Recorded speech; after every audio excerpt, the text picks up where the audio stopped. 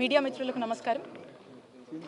ఈరోజు మాజీ ఎమ్మెల్యే మా పల్నాడు జిల్లా పార్టీ ప్రెసిడెంట్ అయినటువంటి పిన్నెల్లి రామకృష్ణారెడ్డి గారిని, వారి సోదరులు వెంకటరామిరెడ్డి గారిని ఈరోజు ములాఖత్కి వచ్చి వారిని మీట్ అవ్వడం జరిగింది. వారు బాగోగులు అడిగి తెలుసుకోవడం జరిగింది.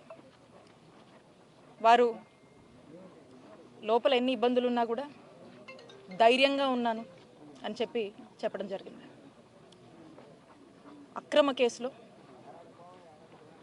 స్వయాన పల్నాడు జిల్లా ఎస్పీ ఆ రోజున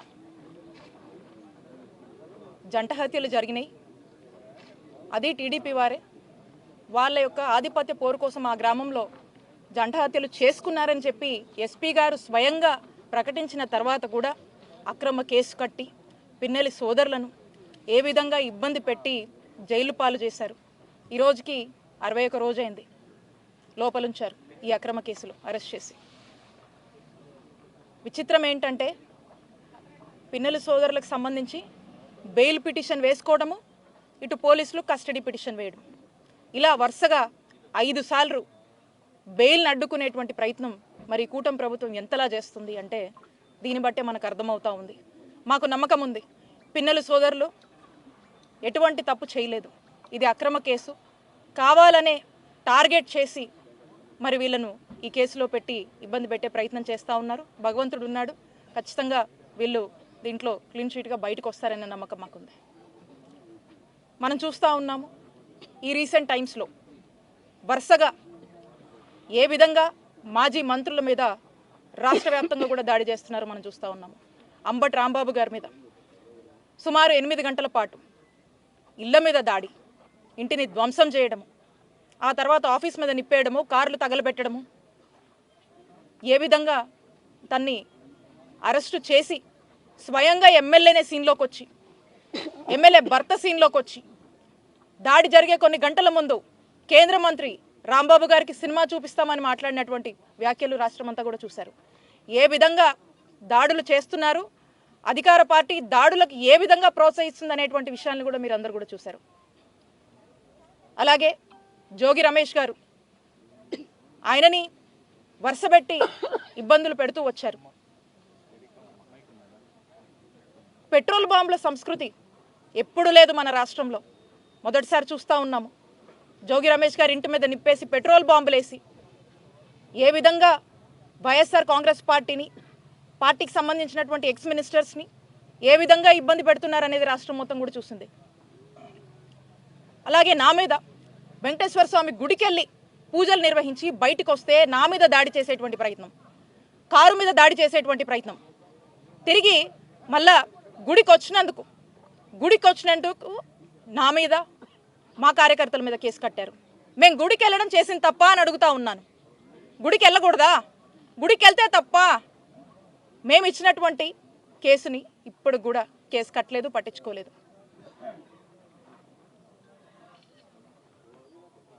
నేను ఒక్కటే చెప్తా ఉన్నా, ఈ చంద్రబాబు నాయుడు గారికి, కూటమి ప్రభుత్వానికి, మీరు రాష్ట్ర వ్యాప్తంగా మీరు 20 నెలల వచ్చిన దగ్గర నుంచి అనేక అక్రమ కేసులు, అరెస్టులు, జైళ్ళు, వేధింపులు, దాడులు చేస్తూ ఉన్నారు.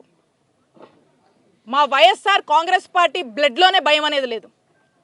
మా నాయకుడు వైఎస్ జగన్మోహన్ రెడ్డి గారి బ్లడ్లో కూడా భయం లేదు. వైఎస్ఆర్ కాంగ్రెస్ పార్టీ జెండా పట్టుకునేటువంటి కార్యకర్త బ్లడ్లో కూడా భయం అనేది లేదు. మేము చెప్తా ఉన్నాం, మీరు మమ్మల్ని ఎంత అణచివేసినా, ఎంత అనగదొక్కినా, సముద్ర కెరటాల్లాగా లేసి మళ్ళీ మిమ్మల్ని ఓడించేందుకు వైఎస్ఆర్ కాంగ్రెస్ పార్టీ మరింత బలపడుతూ బలంగా పనిచేస్తుందని చెప్పి ఈ కూటమి ప్రభుత్వాన్ని హెచ్చరిస్తున్నాము.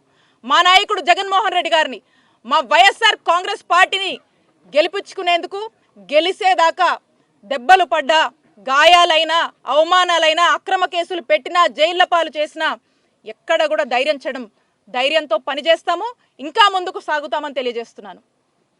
అంతెందుకు, ఇదే నెల్లూరు జిల్లాలో సీనియర్ నాయకులు మాజీ మంత్రివర్యులు కాకాని గోవర్ధన్ రెడ్డి గారు ఈ నెల్లూరు జిల్లాలో టీడీపీ చేస్తున్నటువంటి అరాచకాలని పదే పదే ప్రశ్నిస్తూ ఉంటే ఎన్ని అక్రమ కేసులు కడుతున్నారు, జైలు పాలు చేశారు. మాట్లాడితే కేసు కడుతున్నారు, ప్రెస్ మీట్ పెడితే కేసు కడుతున్నారు, ప్రెస్ నోట్ ఇస్తే కేసు కడతా ఉన్నారు. వరుసగా చూస్తూ ఉన్నాము ఎఫ్ఐఆర్ల మీద ఎఫ్ఐఆర్. నాకు తెలిసి పోలీసులకు కూడా తెలియదు ఎన్ని ఎఫ్ఐఆర్లు ఉన్నాయో, ఆ కాగా నన్నకు కూడా అర్థం కావట్లేదు ఎన్ని ఎఫ్ఐఆర్లు అవుతున్నాయో. అలా ఉంది పరిస్థితి. అంటే దీన్ని బట్టి అర్థం చేసుకోండి, ఈ రెడ్ బుక్ పేరుతో ఈ రెడ్ బుక్ రాజ్యాంగం అమలు చేసే దాంట్లో పోలీసులు ఏ విధంగా వైఎస్ఆర్ కాంగ్రెస్ పార్టీ నాయకుల్ని కార్యకర్తల్ని ఎలా వేధిస్తున్నారో అర్థమవుతా ఉంది. అసలు ఈ కూటమి ప్రభుత్వం ఏమంట వచ్చిందో, వచ్చిన దగ్గర నుంచి వైఎస్ఆర్ కాంగ్రెస్ పార్టీ వాళ్ళంటే నాయకులు, కార్యకర్తలు, మాజీ ఎమ్మెల్యేలు, మాజీ మినిస్టర్సు, ఈరోజున జర్నలిస్టులు కావచ్చు, అసలు మాట్లాడితే తప్పు అంటున్నారు. ఆయన కొమ్మినేని గారిని మనం చూసాము, మీడియాలో నవ్వితే కేసు కట్టి అరెస్ట్ చేశారు, నవ్వితే తప్పంట. అసలు ఎవరిని వదిలారు? ఐఏఎస్లని, ఐపీఎస్లని వరుస పెట్టి భేదిస్తున్నటువంటి పరిస్థితులు రాష్ట్రంలో 20 నెలలుగా నెలకొన్నాయి. సామాన్యుడు కూడా ఈరోజు, సామాన్య ప్రజలకు కూడా భద్రత లేదు, మహిళలకు భద్రత లేదు ఈరోజు రాష్ట్రంలో. ఈరోజు రాష్ట్రం పక్కా జంగల్ రాజులా తయారైందని చెప్పడానికి ఇవన్నీ కూడా నిదర్శనాలే, ఇవన్నీ కూడా ఎగ్జాంపుల్సే. అసలు ఎందుకు జరిగినాయి ఈ దాడులు మనం చూస్తూ ఉన్నాము. కల్తీ నెయ్యి అని చెప్పి ఈ తిరుపతి లడ్డు విషయంలో మరి చంద్రబాబు నాయుడు గారు పదే అసత్య ప్రచారాలు చేస్తూ ఉన్నారు. అసలు ఈ అంశం ఎప్పుడు తెర మీదకి వచ్చింది? మీరు అధికారంలోకి వచ్చిన తర్వాతే కదా. జూలైలో 4 ట్యాంకర్లను మీరే రిజెక్ట్ చేశారు. ఆ రిజెక్ట్ చేసినవి మళ్ళీ 15 రోజులు మీరే ఆ పక్కకి ఆపారు, మళ్ళీ అవి యాక్సెప్ట్ చేశారు, మళ్ళీ శాంపుల్స్ తీశారు, కల్తీనే అని మీరే చెప్తా ఉన్నారు. క్లియర్గా సిబిఐ సిట్లో ఛార్జ్షీట్లో క్లియర్గా వాళ్ళు మెన్షన్ చేశారు కదా, ఎక్కడా కూడా లార్డు, యానిమల్ ఫ్యాట్ అనేది ఇంక్లూడ్ అవ్వలేదు, ఇట్స్ నాట్ డిటెక్టెడ్ అని స్పష్టం చేసినా కూడా ఇంకా చంద్రబాబు నాయుడు గారు దీని మీద అసత్య ప్రచారాలు, అవాస్తవాలను ఇంకా ప్రజలకు చెప్తూ నమ్మించేటువంటి ప్రయత్నం. ఎక్కడ వైఎస్ఆర్ కాంగ్రెస్ పార్టీ వాళ్ళు బయటకు వచ్చి ధైర్యంతో చంద్రబాబు నాయుడు గారు అసత్యాలు చెప్తా ఉన్నారు. తిరుమల శ్రీవారి విషయంలో పెట్టుకున్నారు, వెంకటేశ్వర స్వామితో పెట్టుకున్నారు, లడ్డు విషయంలో ఇలాంటి మాటలు మాట్లాడుతూ ఉన్నారు, కల్తీ నెయ్యి అని చెప్పి మాట్లాడుతూ ఉన్నారు. ఇవన్నీ అసత్య ప్రచారాలు. నిజం ఇది. సిబిఐ సిట్టే క్లియర్గా చెప్పింది, ఎక్కడ కూడా యానిమల్ జంతు కొవ్వు అనేది కలవలేదు, ఇవన్నీ అవాస్తవం అని చెప్పి సిబిఐ సిట్లోనే రిపోర్ట్ చెప్తే చంద్రబాబు నాయుడు గారు ఇక వైసీపీ వాళ్ళు గుళ్ళకెళ్తే ఈ విధమైనటువంటి డైవర్షన్ పాలిటిక్స్లో భాగంగా దాడులకు ఏ విధంగా కూడా మరి ప్రోత్సహిస్తున్నారో మనం చూస్తూ ఉన్నాము. కాబట్టి నేను అడుగుతా ఉన్నా చంద్రబాబు నాయుడు గారిని, మనకు స్పష్టం అవుతుంది కూడా ఏదంటే చంద్రబాబు నాయుడు గారికి సుప్రీంకోర్టు కన్నా మించి ఆయనే సుప్రీం అనుకొని ఈరోజు ఆ సిట్ అక్కడ నుంచి ఇచ్చినటువంటి రిపోర్ట్ని కూడా వీళ్ళు సాటిస్ఫై అవ్వక మళ్ళీ ఏదో కమిటీ ఫామ్ చేస్తాము, అవి ఫామ్ చేస్తాము అని మాట్లాడుతూ ఉన్నారు.